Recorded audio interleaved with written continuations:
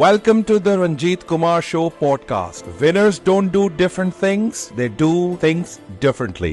Okay जी, Gartner कहता है 70% जो प्रोडक्टिविटी इश्यूज हैं वो लोगों में नहीं होते, उनके बिहेवियर्स में नहीं होते, आपके जो वर्क डिजाइन्स आप तैयार करते हैं उसमें होते हैं। ये प्रॉब्लम है, एक हम आपसे पूछेंगे। दूसरा प्रॉब्लम ये है कि लोगों पे हम इन्वेस्ट करते हैं, एक डर लगा रहता है कि जो पैसे इन्वेस्ट किए कल ये अच्छा सीख के भाग जाएगा। और तीसरा ये कि हम हमेशा पे सोचते हैं कि बना बनाया टैलेंट मार्केट से उठाएं, जो रेडीमेड टैलेंट है उठाएं।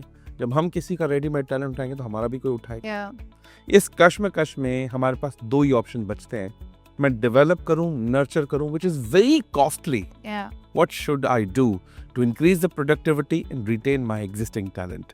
What is your answer about it? So I just have a tiny clarifying question. When they say that the problem is not in employees or behavior, it is in the work design, what problems are they referring to? उनको अपने work objectives clear नहीं होते, Okay. उनको अपनी KPIs clear नहीं होती, Right. उनको अपनी डेली KPIs तो क्लियर है कि मुझे अपनी टेरिटरी, अपनी मेरी जो वेरिएबल पे जिससे बनता है वो 4 KPIs भी पता है। तीसरा इसे पता है कि मुझे डिस्ट्रीब्यूशन के जो गोल्स हैं 105% वो अचीव करना है। इसे ये नहीं पता है सब कुछ अचीव करने के बाद मेरा क्या होगा। तो ही इज थिंकिंग लिमिटेड, मतलब जो डिस्ट्रीब्यूटर आपने इसको असाइन कर दिया 2 या 3 वो उसी तक ही सोचता है, बड़ा नहीं सोचता। इसमें और ऐड कर देता हूँ, KLI वाला बहुत तेजी से तरक्की करता है, नॉन KLI हालांकि वही डिस्ट्रीब्यूशन पे काम कर रहा है उस तरह की तरक्की नहीं कर पाता।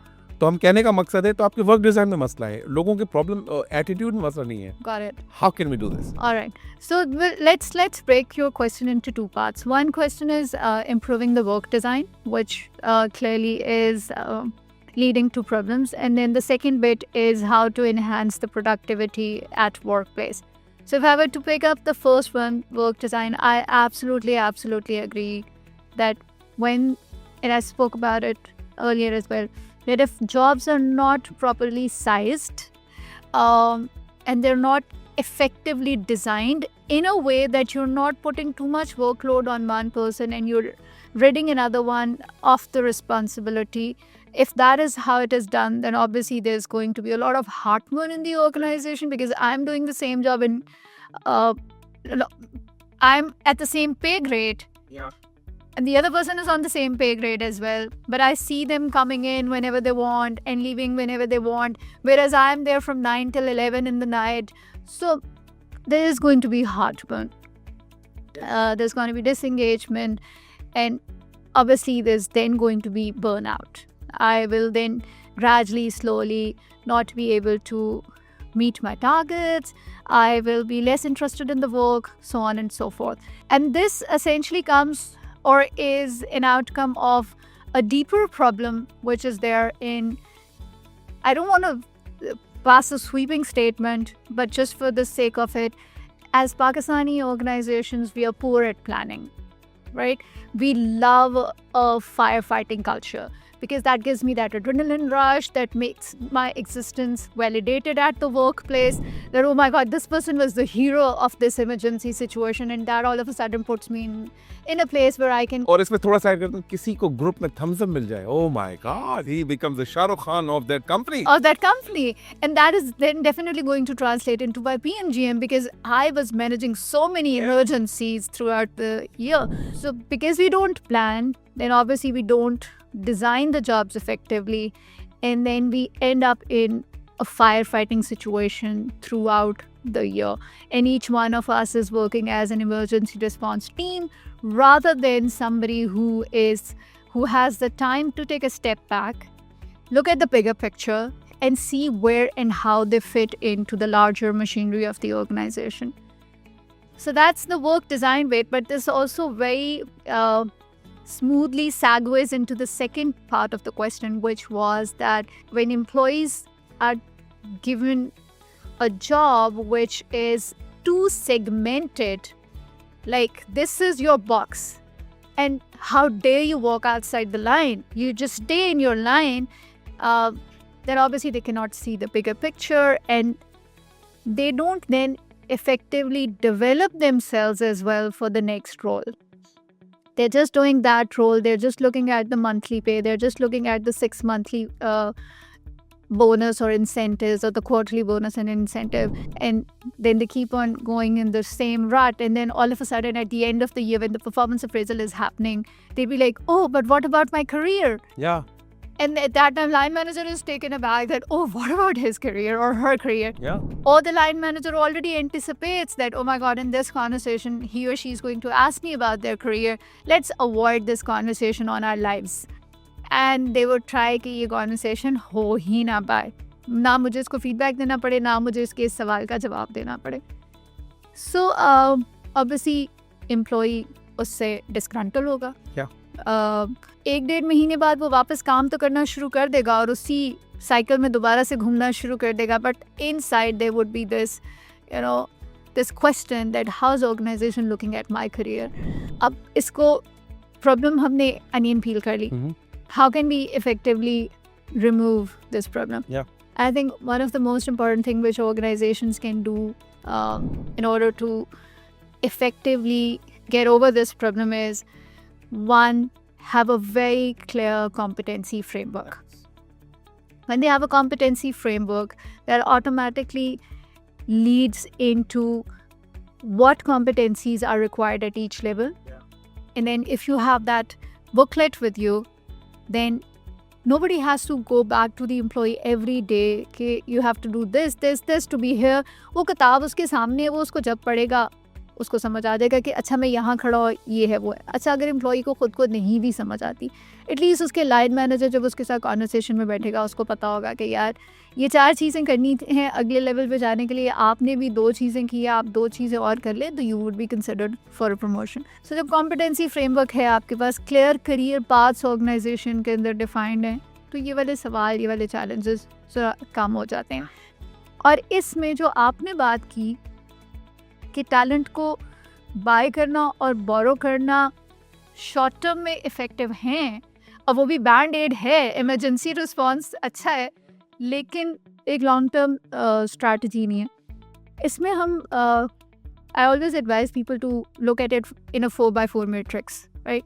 सो on one hand you can put कि वो स्किल सेट आपकी ऑर्गेनाइजेशन के लिए कितना ज़रूरी है, ज़रूरी से लेके कम ज़रूरी है, और दूसरी तरफ आप डालें कि कितना मार्केट में रेयर है वर्सेस मार्केट में ईजिली अवेलेबल है.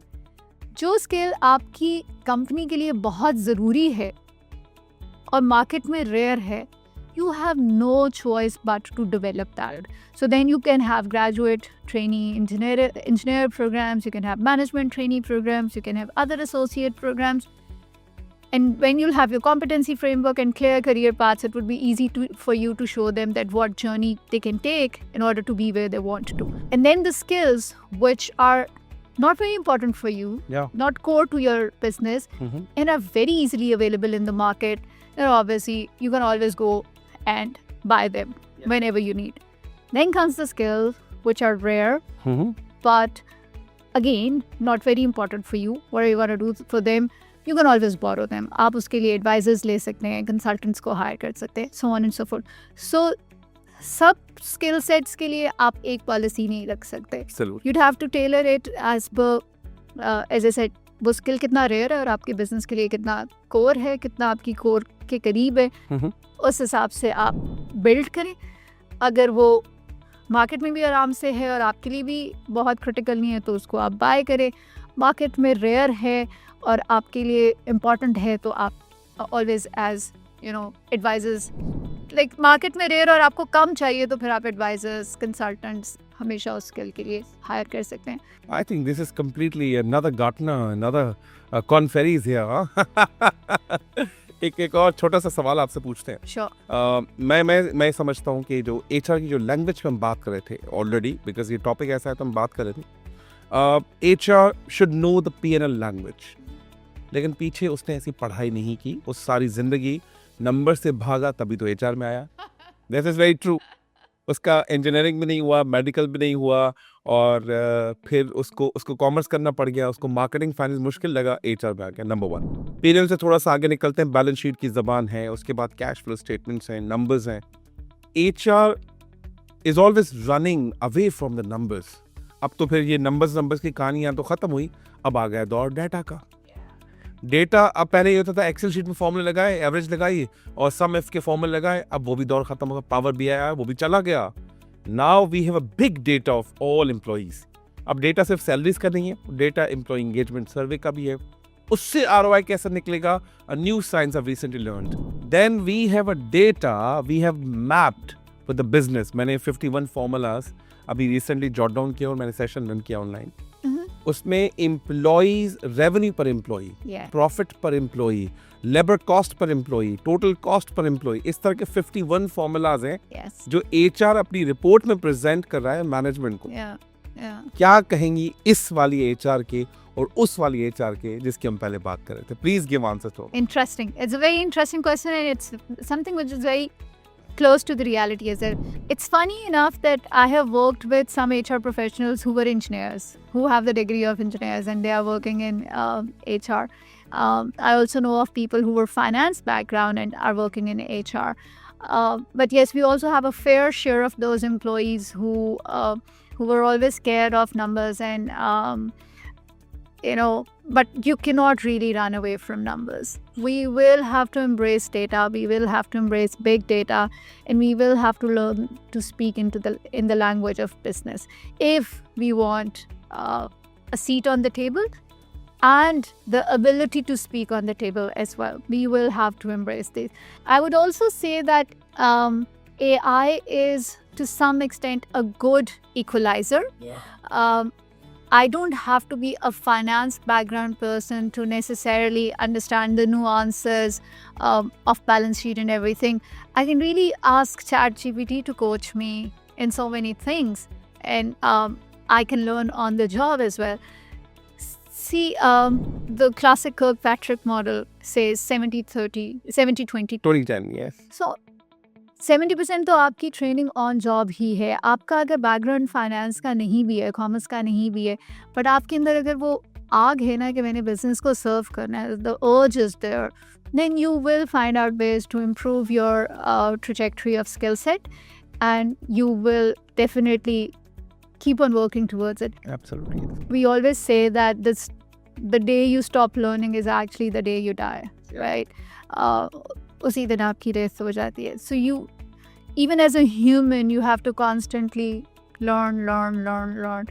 And HR will have to embrace these numbers, especially in a service-based industry, right? Where human resources are the key skill, or they are the machinery, right? They are the key investment of the organization. वही asset है. वहाँ पे तो ये वाले सारे जो KPIs हैं become very important, that how much revenue is being earned per employee. क्योंकि वहाँ पे ज़रा सी आप सेव करेंगे तो again profitability आप increase कर देंगे. So yeah, there's no denying.